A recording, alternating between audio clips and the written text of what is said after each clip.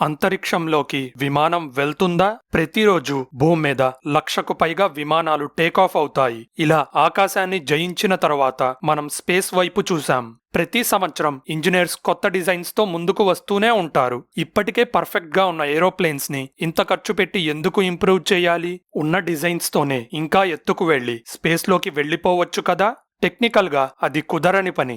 Aeroplanes భూమికి 28,000 నుండి 35,000 అడుగుల ఎత్తులో ఎగురుతాయి. కొన్నైతే 40,000 అడుగుల ఎత్తుకు కూడా వెళ్తాయి. కానీ అంతకంటే ఎత్తు వెళ్లాలి అంటే నాసా తయారు చేసిన కాంకోర్డ్ ని వాడాలి.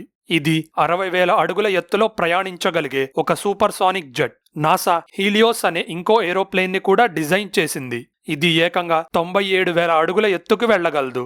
కానీ భూమిని వదిలి స్పేస్ లోకి వెళ్లడానికి 3,27,360 అడుగులు లేదా 99.79 కిలోమీటర్స్ అల్టిట్యూడ్ ని దాటాలి. అంటే కమర్షియల్ జెట్స్ ఎగిరే ఎత్తు కంటే 10 రెట్లు ఎక్కువ.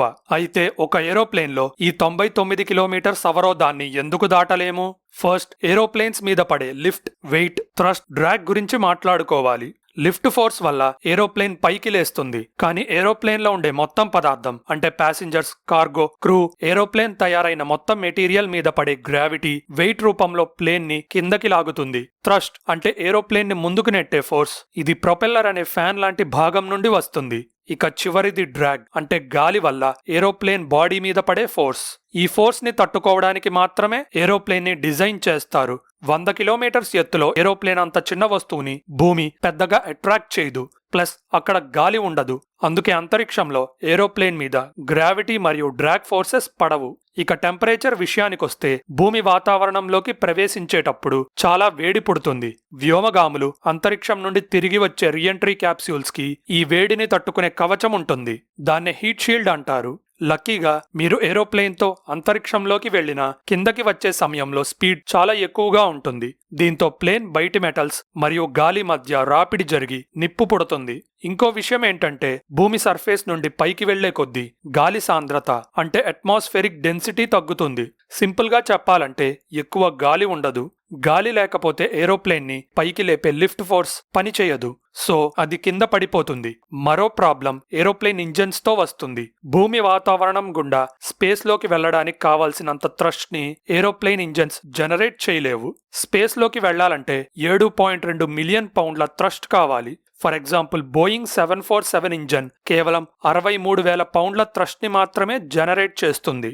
మన డీజిల్ మరియు పెట్రోల్ ఇంజన్స్ నడవడానికి గాలి కావాలి. సేమ్ ఏరోప్లేన్ ఇంజన్స్ లో ఫ్యూయల్ ని మండించడానికి కూడా గాలి చాలా అవసరం. అంతరిక్షంలో గాలి ఉండదు. సో ఏరోప్లేన్ ఇంజన్స్ పనిచేయడం ఆగిపోతాయి.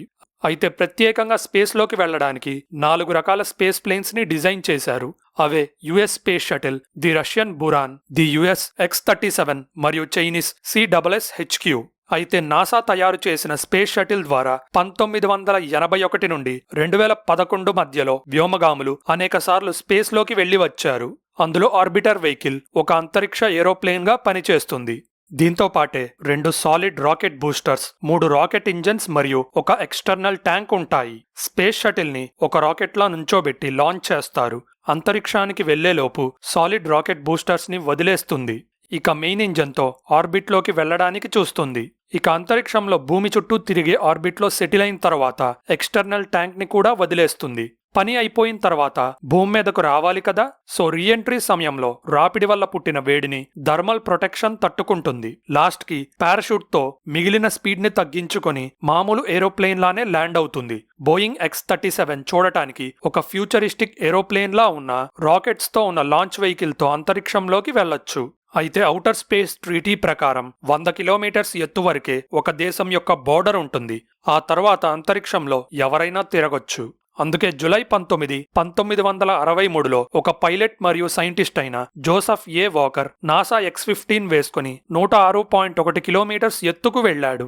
అంటే 100 కిలోమీటర్స్ బోర్డర్ అయిన కాల్మన్ లైన్ దాటి అంతరిక్షంలోకి ప్రవేశించాడు. అక్కడ 3 నుండి 5 నిమిషాల పాటు స్పేస్ క్రాఫ్ట్ లోపల తేలిన తర్వాత X-15తో వాతావరణంలోకి ప్రవేశించేటప్పుడు దాని ఎక్స్టీరియర్ లో కొన్ని భాగాల టెంపరేచర్ 650 డిగ్రీస్ వరకు వెళ్ళింది. ఈ హిస్టారిక్ సంఘటనలో కేవలం 12 నిమిషాల్లో లాంచ్ నుండి ల్యాండింగ్ వరకు మొత్తం జరిగిపోయింది. అయితే అంతరిక్షంలో మనిషి మీద ఎలాంటి ప్రభావం ఉంటుంది? స్పేస్ ప్రయాణం అనేది శారీరక మరియు మానసిక ఆరోగ్యం మీద అత్యంత ఒత్తిడిని కలిగిస్తుంది. ముందుగా రేడియేషన్ కు సుదీర్ఘమైన ఎక్స్పోజర్ కు గురయ్యే ప్రమాదం ఉంది. భూమి మీద ఉంటే దాని అయస్కాంత క్షేత్రం వల్ల మనం 99.9% రేడియేషన్ నుండి కాపాడబడతాం. దాని నుండి బయటకు అడుగు పెడితే కథ వేరుగా ఉంటుంది. అంతరిక్షంలో ఉన్న రేడియేషన్ పర్యావరణం చార్జ్డ్ కణాలతో నిండి ఉంటుంది. ఇవన్నీ వేగంగా కదులుతూ అపారమైన శక్తిని కూడగట్టుకొని ఉంటాయి. ఈ వేగంతో ప్రయాణించే కణాలు స్పేస్ క్రాఫ్ట్ మరియు దాని లోపల ఉన్న వస్తువుల్లోకి చుచ్చుకొని పోగలవు. స్పేస్ క్రాఫ్ట్ యొక్క మందపాటి షీల్డే వాటిని ఆపలేవంటే ఇక మానవ శరీరం యొక్క డెన్సిటీ ఒక లెక్క కాదు. ఈ చుచ్చుకుపోయే ప్రాసెస్ లో అవి DNA మాలిక్యూల్స్ ను చీల్చేసి వాటిని దెబ్బతీయవచ్చు లేదా విభజించడం వల్ల మ్యుటేషన్స్ జరిగి క్యాన్సర్ వంటి వివిధ అనారోగ్యాలు వచ్చే అవకాశం ఉంది. ఇప్పటికే మనం మనుషుల్ని స్పేస్లోకి పంపాము, కానీ వారు అంతరిక్షంలో గడిపే సమయం వల్ల వారి ఆరోగ్యానికి దీర్ఘకాలిక నష్టం కలిగే అవకాశం లేదు. ఇంటర్నేషనల్ స్పేస్ స్టేషన్లో పనిచేసే ఒక వ్యోమగామి సాధారణంగా అందులో 6 నెలలు గడుపుతాడు. చంద్రుడికి పంపిన అపోలో 11లో ఉన్న బృందం 8 రోజులు అంతరిక్షంలో గడిపింది. కానీ భూమి నుండి మార్స్కు వెళ్లాలంటే దగ్గరగా 9 నెలలు పడుతుంది. అక్కడ 3 లేదా 4 నెలలు ఉండాల్సి వస్తుంది. ఆ తర్వాత ఇంకో 9 నెలలు తిరుగు ప్రయాణం ఉంటుంది. ఇవన్నీ కలుపుకొని 21 నెలలు ఉండగా ఆ సమయంలో రేడియేషన్ వల్ల వ్యోమగామికి చాలా హాని కలుగుతుంది. వయసు పెరిగే కొద్దీ న్యూరో డీజెనరేషన్ అంటే మెదడు పనిచేసే విధానంలో క్షీణత సంభవించడం సహజం. కానీ రేడియేషన్ కు గురి కావడం ఈ క్షీణత ప్రక్రియను వేగవంతం చేసే అవకాశం ఉంది. ఇది మనకి ఎలా తెలుసంటే బ్రెయిన్ ట్యూమర్స్ కోసం రేడియో థెరపీ తీసుకున్న క్యాన్సర్ రోగులలో అభిజ్ఞా బలహీనత అంటే కాగ్నిటివ్ ఇంపైర్మెంట్ అభివృద్ధి చెందడం చాలా థెరపీస్ లో రిపోర్ట్ చేయడం జరిగింది. ఎక్కువ రోజులు అంతరిక్షంలో గడిపితే వ్యోమగాములకి ఇదే జరగొచ్చు. ఒక రీసెర్చ్ ప్రకారం అంతరిక్ష నౌక చుట్టూ ఒక చిన్నపాటి అయస్కాంత క్షేత్రం నిర్మించడం ద్వారా అందులో ఉన్న వారిని రేడియేషన్ నుండి కాపాడే అవకాశం ఉంటుంది. ఇంకో రీసెర్చ్ ప్రకారం వ్యోమగాముల్ని హైబర్నేషన్ క్యాప్స్యూల్స్ లో ఉంచి రేడియేషన్ నుండి కాపాడటం. అన్ని పరిశీలనల్లో మనకి అతి చేరువుగా ఉన్నది లెడ్ పదార్థం ద్వారా ఒక అంతరిక్ష నౌకను తయారు చేయడం. ఈ పదార్థం యొక్క అధిక డెన్సిటీ మరియు అటామిక్ సంఖ్య వలన కొన్ని రకాల రేడియేషన్లను ఆపగలదు.